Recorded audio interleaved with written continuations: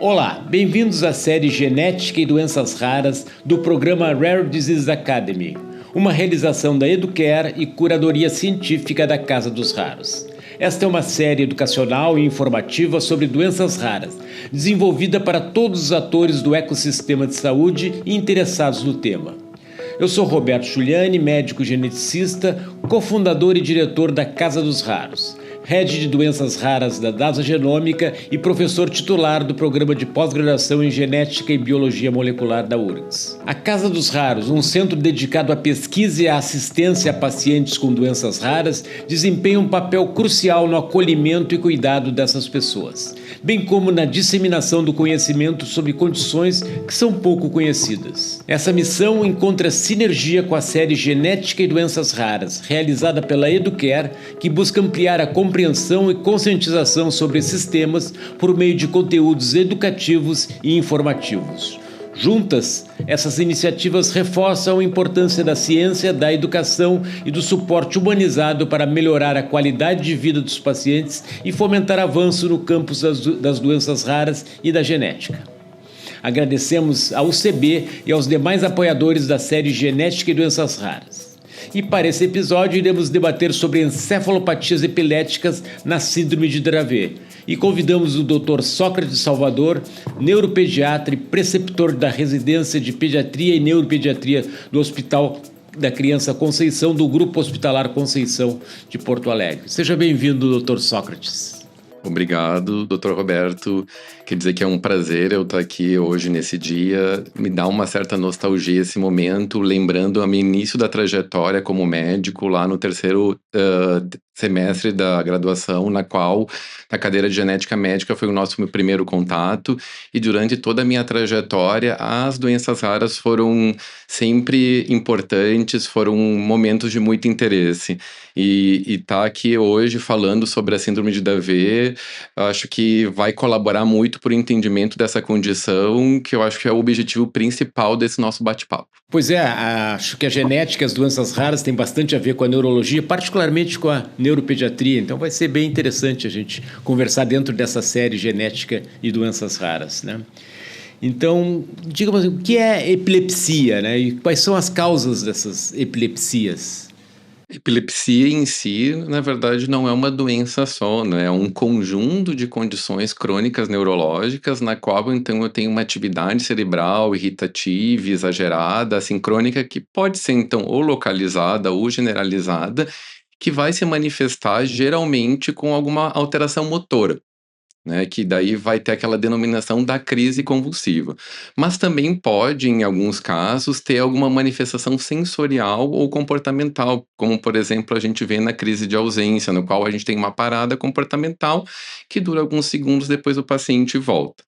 Com relação às causas, a gente tem uma gama de possibilidades, como etiologia, né, para esses eventos epiléticos. A gente pode destacar, então, as estruturais, né, o paciente tem uma alteração na estrutura do cérebro, seja uma alteração congênita, então, na formação do cérebro, ou uma alteração causada por um trauma ou por um dano hipoxisquêmico. A gente também pode destacar as questões genéticas, né, alteração num gene ou em vários genes, como preditor para o desenvolvimento de uma epilepsia. Também a gente pode falar das causas infecciosas, destacando, por exemplo, a meningite ou encefalite ou as infecções congênitas. Também falar um pouquinho das questões metabólicas, né? Vários transtornos metabólicos acabam sendo causas, então, da epilepsia, muitas vezes por um distúrbio energético, né? Ou também relacionado a um distúrbio relacionado com glicose. E também a gente tem cada vez mais falado um pouquinho mais sobre as autoimunes, né? Onde a gente tem essa questão, então, pró-inflamatória como causa, então, da epilepsia. É um grupo bem heterogêneo, né? Importante se investigar para chegar a uma conclusão sobre o que está levando a esse quadro. E o que seriam as encefalopatias epiléticas e do desenvolvimento? Elas seriam, então, um subgrupo dentro das epilepsias, que é caracterizado, então, por uma epilepsia de difícil controle, então, onde as crises epiléticas são mais frequentes e, na maioria dos casos, não responsivas completamente aos tratamentos atuais, acompanhadas de um prejuízo no neurodesenvolvimento desse paciente. Esse prejuízo pode ser motor, né? Então, nas habilidades como no sentar, no caminhar, em outras partes motoras. Também pode ser, então, dessa parte cognitiva, onde esse paciente, então, vai ter uma limitação nessa função cognitiva e também comportamental. Então, são condições onde que, além das crises convulsivas, eu tenho um comprometimento do neurodesenvolvimento dos pacientes. E elas geralmente vão se iniciar nos primeiros anos de vida. Muitas já dentro do primeiro ano e outras pouco após, mas a sua grande maioria dentro do período da infância ou, no máximo, início da adolescência. Esse início precoce sugere, né, sempre a possibilidade de envolvimento de fatores genéticos, né? Então, qual é o papel da genética aí nas epilepsias? Um papel, assim, super importante, falando, né, na parte inicial com relação a essa questão da etiologia, né, porque no manejo inicial, se a gente não tem uma alteração estrutural, não tem uma alteração infecciosa, não tem uma alteração imune, acaba que a alteração genética passa a ser a mais importante. Além disso, muito das condições genéticas que causam epilepsia, elas estão relacionadas a canais, né, que estão importantes nessa essa questão da atividade elétrica cerebral, tanto dessa parte também dos neurotransmissores, da sinapse. E conseguindo, então, ter clareza em qual alteração, em qual canal está presente, a gente também consegue fazer uma terapia mais direcionada para aquela situação, né? Ter aquela ideia da terapia-alvo, onde na qual a gente pode ter uma resposta mais efetiva com os próprios fármacos que atualmente a gente tem. Então, ela passa a ter um papel extremamente importante e quando a gente fala das encefalopatias epiléticas, ainda mais, porque se a gente for pegar percentualmente, a causa genética nas encefalopatias epiléticas, em muitos casos, é em torno de 50% dos pacientes. Então, eu acho que, como tiveste comentado antes, essa associação entre genética e neuropediatria é muito presente e extremamente importante para o benefício dos pacientes. Claro, né? Chegando a uma conclusão sobre a etiologia, sempre se tem, né? Se abre uma janela aí para uma possibilidade de intervenção mais específica, mais dirigida aí. E quais seriam as encefalopatias epiléticas e do desenvolvimento mais comuns? Nesse grupo, a gente destaca, então, principalmente a síndrome de West, a síndrome de Lennox-Gastaut, a síndrome de Dravet, a ponta-onda contínua no sono, né? Elas são, vamos dizer, aquelas que têm uma incidência maior na população em geral. Claro que todas elas têm uma incidência que a gente for colocar no mundo, caracterizada ainda como sendo doenças raras, né? Certo. Tu mencionaste aí a síndrome de Dravet, né? Quais seriam as características dessa condição? A síndrome de Dravet, então, é uma das encefalopatias epiléticas mais prevalentes. A incidência atual nos dados internacionais é em torno de 1 para cada 20 mil nascidos vivos.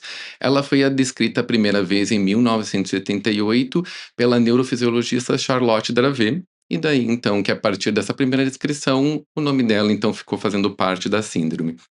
Ela tem como característica básica, na maioria dos casos, quando a gente fala sobre o Dravet clássico, de começar com crises convulsivas que têm características relacionadas à temperatura, né, seja elas em vigência de quadro infeccioso ou febril, ou com elevação da temperatura, que vai começar em torno do 6º mês ao 1º ano. Durante esse momento, a gente não tem um prejuízo no neurodesenvolvimento associado. A partir do 1º ano, além das crises relacionadas à elevação da temperatura ou febris, surgem outros tipos de crise, que não têm relação com a febre e que têm formatos e manifestações diferentes, como crises tônico-clônicas, ausências, crises mioclônicas.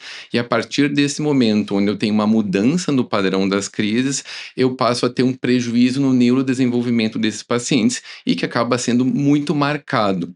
Tanto que o que acaba acontecendo com o passar do tempo, esses pacientes então vão tendo crises frequentes, principalmente então nesse período até o final da adolescência, início da idade adulta. É uma condição que tem um risco aumentado para o que a gente chama de SUDEP, que é a morte súbita relacionada à epilepsia. Dentro das encefalopatias epiléticas, talvez é uma das que tem maior risco para essa condição. Então, isso precisa ficar bastante claro para os familiares do cuidado com relação a essa situação. E o que a gente acaba vendo que, geralmente, na idade adulta, a gente até pode ter um controle melhor das crises, elas passam a ser, às vezes, um pouquinho mais espaçadas, mas as condições, tanto do prejuízo comportamental e motor desses pacientes, fica cada vez mais claro. Tanto que muitas vezes nessa idade adulta eles têm um comportamento às vezes mais parkinsoniano, com muita rigidez da musculatura e com alterações comportamentais extremamente importantes, com muita irritabilidade, muita agressividade. Interessante, né? E qual é o papel da genética na síndrome de Dravet? A genética com relação à síndrome de Dravet foi extremamente importante nesses últimos anos, porque começou a deixar mais claro quais seriam as alterações genéticas relacionadas à síndrome de Dravet. Atualmente, sabemos que em torno de 90% dos casos tem relação com uma canulopatia, né, com um prejuízo num canal, que é um canal de sódio chamado SCN1A. Né? Ele é um canal, então, que está presente em grande quantidade, né, do nosso encéfalo e que geralmente vai ter como maior apresentação, maior expressão a partir do sexto mês, por isso que a grande maioria dos pacientes vão começar com crises a partir do sexto mês. E o que vai acabar acontecendo com essa disfunção nesse canal? Eu vou ter uma desregulação da atividade elétrica cerebral, e daí tendo como a manifestação clínica a presença das crises convulsivas. E nesse ponto, sabendo qual é o painel, o que isso pode nos ajudar? Pode nos ajudar também na produção de terapêuticas específicas relacionadas a esse processo e até na utilização dos fármacos atuais, de como eles podem ser manejados. Porque como é uma mutação no qual eu tenho uma perda de função desse canal, se eu utilizar fármacos que são frequentemente utilizados nas crises convulsivas, como os bloqueadores do canal de sódio, eu vou ter um prejuízo ainda maior com relação à função, né, do canal de sódio. Então, o conhecimento e cada vez a gente poder ter mais clareza de qual é o gene causador ou o principal gene causador desse processo, nesse momento, com os fármacos atuais, vai fazer com que a gente faça uma seleção melhor do tratamento do paciente e também, quando a gente tem um gene identificado, uma doença monogênica, a gente também pode ter alternativas terapêuticas que possam ser para o futuro com respostas e prognósticos mais efetivos com o passar do tempo. Então é importante, né? A gente pode, com esses painéis genéticos, pode chegar a uma conclusão sobre qual é a alteração específica, né? E qual é o gene que está envolvido em relação a determinado canal, né? E tem perspectivas de tratamentos inovadores aí, futuros aí para síndrome de Dravet? Temos, tem perspectivas para os próximos semanas ou meses de chegada de fármacos que já estão liberados por agências regulatórias internacionais, como, por exemplo, a EMA e o FDA. Então, a gente tem perspectivas bem importantes, tanto a curto prazo como a médio prazo, de conseguirmos ter um tratamento ainda mais eficaz e mais eficiente e mais direcionado para o processo da etiologia da síndrome de Dravet e conseguir, então, ter uma melhora de prognóstico desses pacientes. As perspectivas são bem boas para esses próximos momentos. Sim, quer dizer que a genética então tem um papel no diagnóstico, né, pela identificação da causa precisa daquela alteração e também nessas novas terapias, né, que envolvem, em alguns casos, aí, a possibilidade de terapias gênicas ou então terapias com oligonucleotídeos aí, mas no curto prazo já temos essa perspectiva de drogas que estão sendo reposicionadas aí para que podem ser utilizadas então para manejo aí claro, desde que se tenha um diagnóstico preciso e a importância, né, de se chegar a essa etiologia. E como é que tu vês, assim, nesse contexto aí, o papel do neuropediatra aí na identificação e manejo, né, dessas encefalopatias epiléticas e desenvolvimento? Sim, eu vejo que nessa situação acho que tem um papel extremamente importante para a gente, então, reduzir o tempo do diagnóstico, né? A gente sabe que muitos pacientes acabam demorando anos para ter um diagnóstico preciso com relação a essa condição e podendo, então, com essa situação, por essa demora, não ter um tratamento adequado. Então, eu acho que um neuropediatra, como um dos principais atores desse processo, né, de conseguir, através de ter mais informações, conseguir que essas informações consigam chegar ao maior número de profissionais que trabalhem com crianças, bem dessa maneira da educação continuada.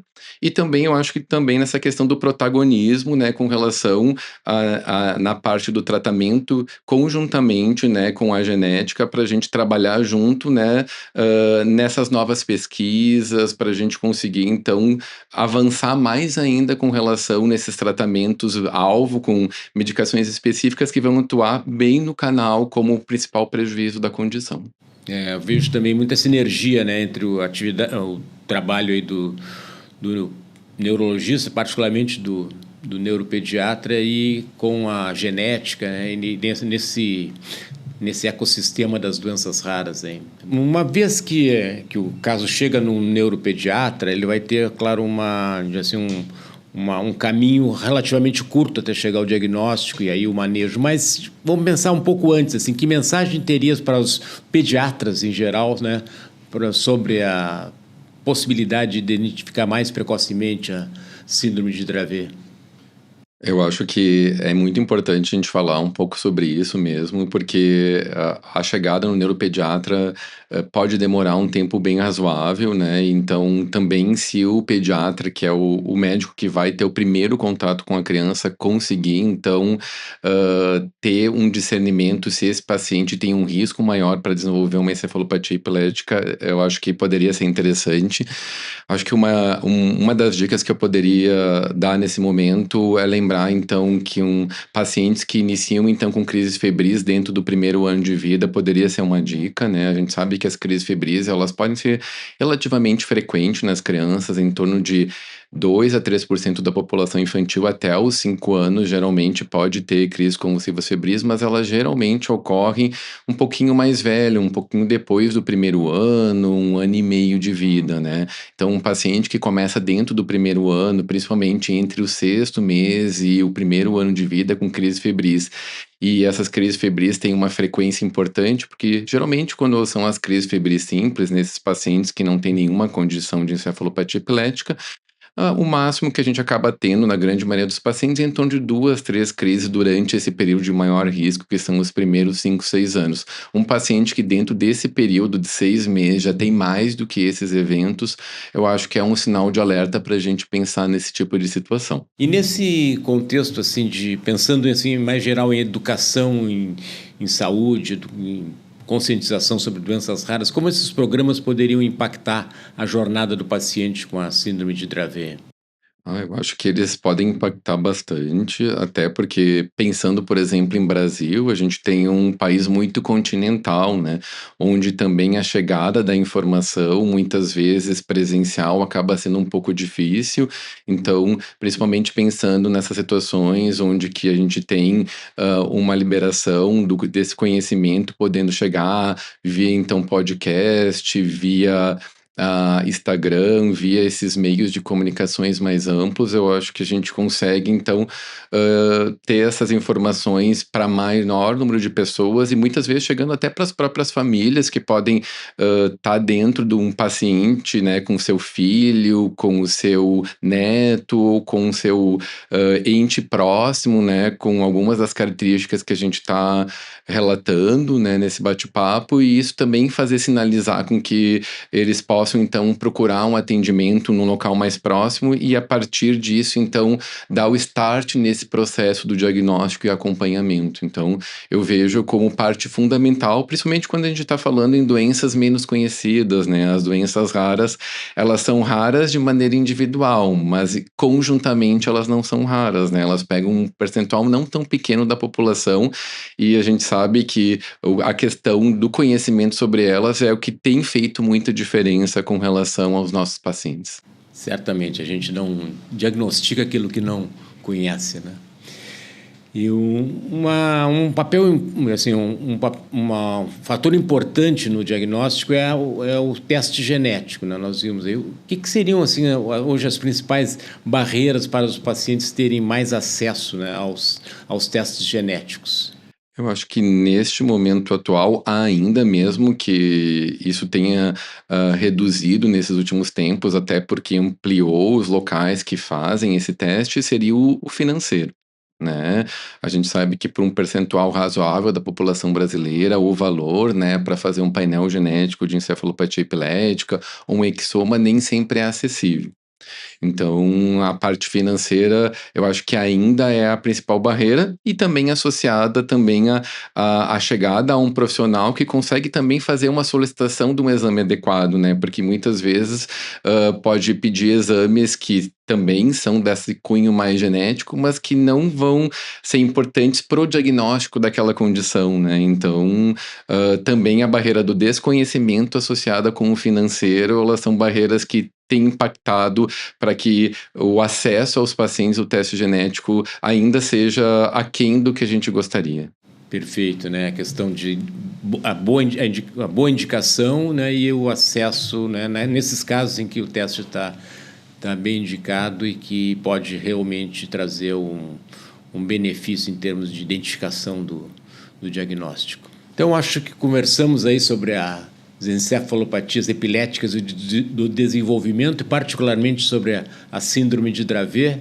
Queria agora ouvir tuas considerações finais sobre esse nosso episódio.